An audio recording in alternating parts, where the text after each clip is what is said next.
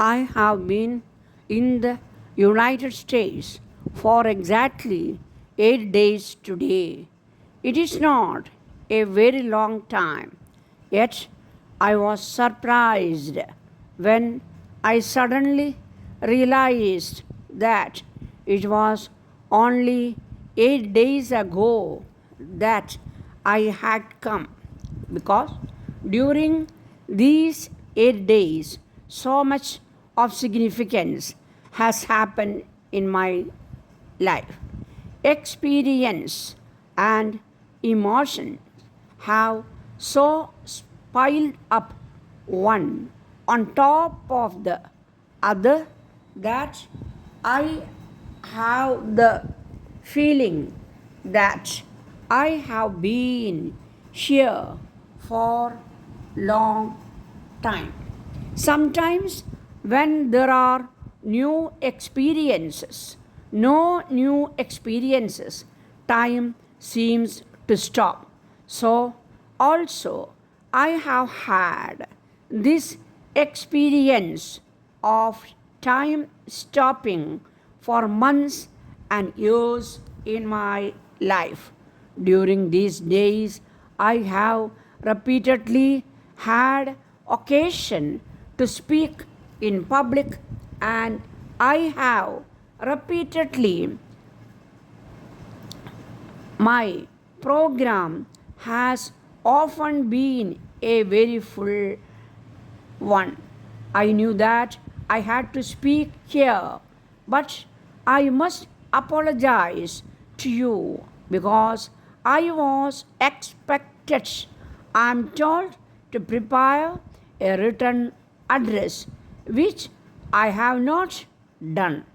I have not done it partly because I dislike very much this process of writing down speeches in advance, partly because I was not used to doing it in India, and partly because, if I may confess it with all humility, I just forgot about it.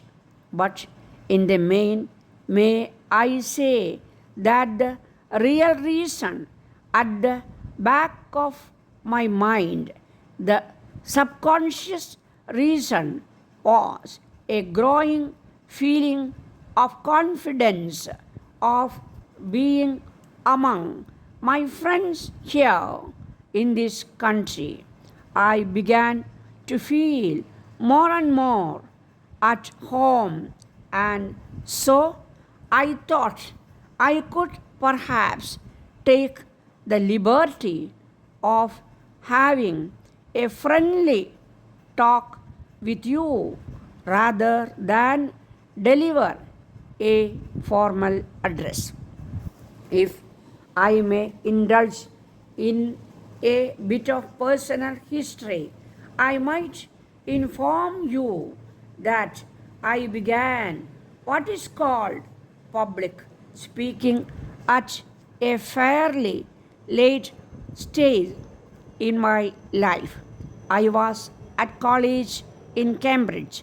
I joined a well known debating society, but I never had the courage to speak there, in spite of the fact that they actually had a system of fining the members who did not speak every term.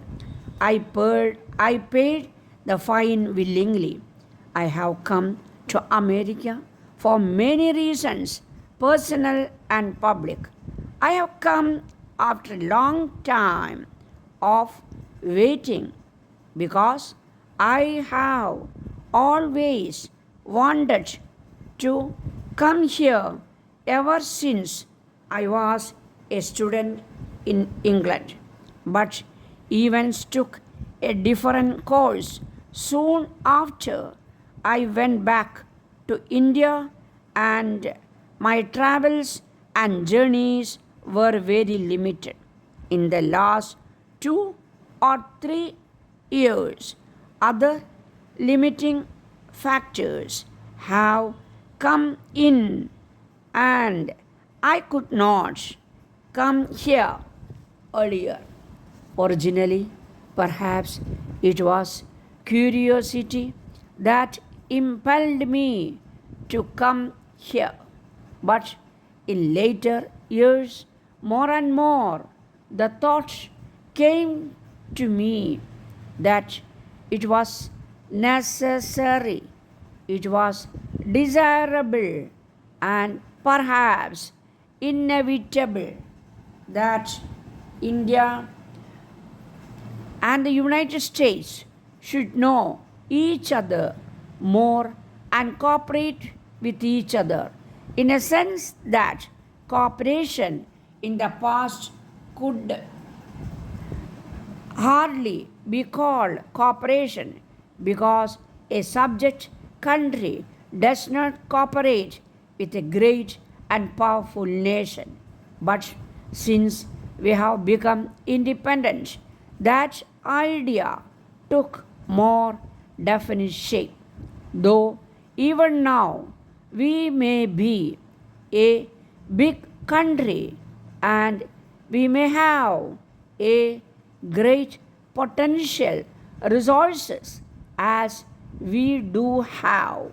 Nevertheless, we are new to these fields of international activity, and in the terms that the world measures nations today, we are weak.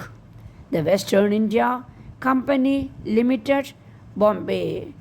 Sir, I have been informed by your general manager who is here just now that you are desirous of establishing an agency in these parts for the sale of your well-known tires, and as I am at present in search of such an appointment, I take the liberty of offering my services.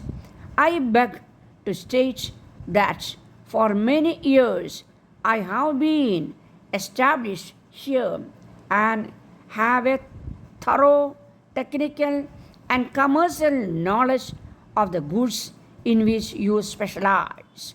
I have also the advantage of having close relations with most of the businessmen of the locality who would be likely to place large orders with you, and I can also furnish you with the necessary certificates as to my standing and high business qualifications.